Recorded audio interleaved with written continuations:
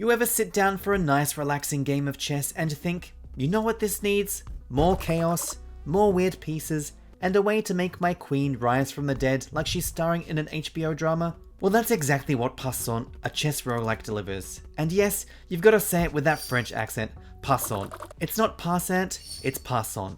Don't worry, I've got you covered, lads. Passant is like someone looked at Balatro and thought, what if instead of playing poker, you were orchestrating an army of mutated chess pieces in a roguelike battle to the death?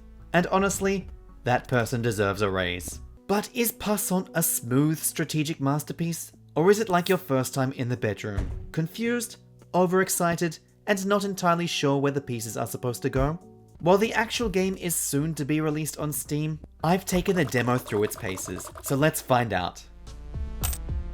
At its core, Passant is chess, but played through the fever dream of a roguelike designer. You're not just trying to checkmate your opponent, you're playing a game of resource management, ability stacking, and absolute battlefield anarchy. Instead of relying solely on traditional chess rules, Passant introduces some wacky abilities you can buy in the shop. You've got coins, which give you one-use effects, like freezing enemy pieces or promoting one of your own. Then there are tokens, which provide permanent upgrades, like resurrecting your queen 6 turns after capture, or claiming an enemy piece as your own and permanently adding it to your ranks. You can even turn your pieces into fairy versions, which sounds magical until you realize it just means that their movement is now completely unhinged. And speaking of unhinged, the game doesn't stop at just classic chess pieces. Ever wanted to play with a camel? It moves in a longer L shape than a knight, which sounds great in theory. In practice, it's very difficult to use. That is, until you realize that when starting in the right place,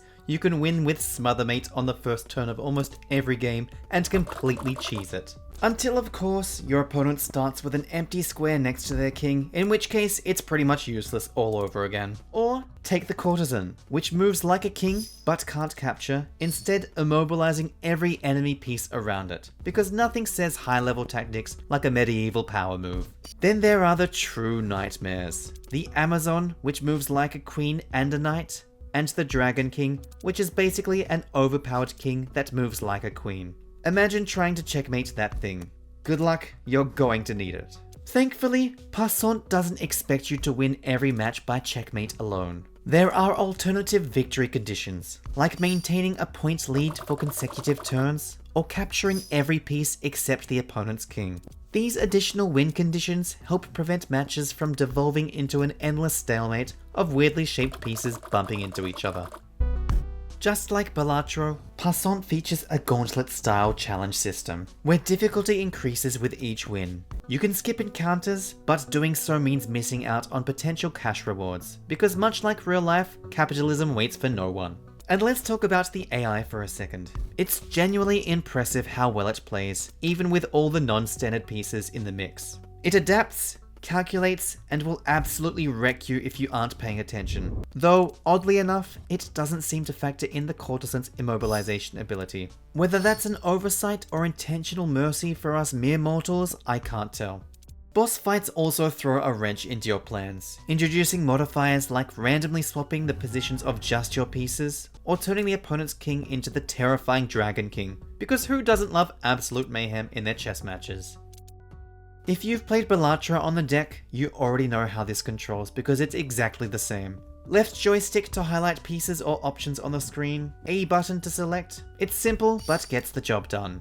Performance-wise, the game runs flawlessly, locked at 60 frames per second. The battery is about 2 hours and 30 minutes, which is decent for the Steam Deck, but, and I never thought that I'd ever be the one to say this, I hoped it would last just that little bit longer.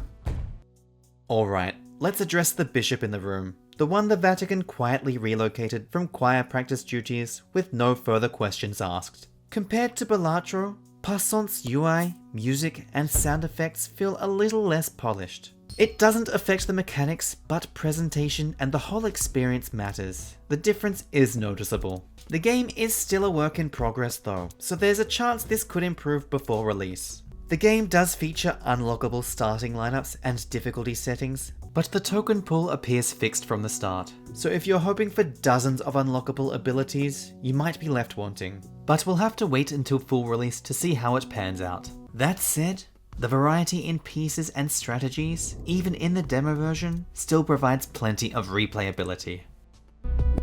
Passant, a chess roguelike, is shaping up to be something special.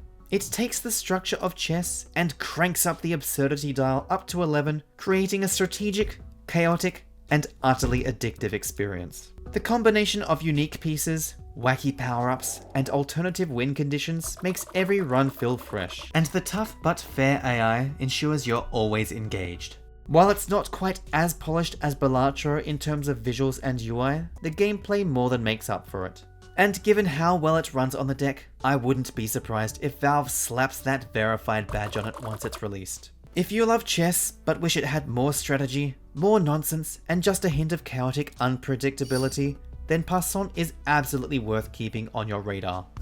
If you enjoyed the video, hit that like button, subscribe, and ring that notification bell so you don't miss out on any more hidden gems and deck-friendly games. See you next time, deckheads.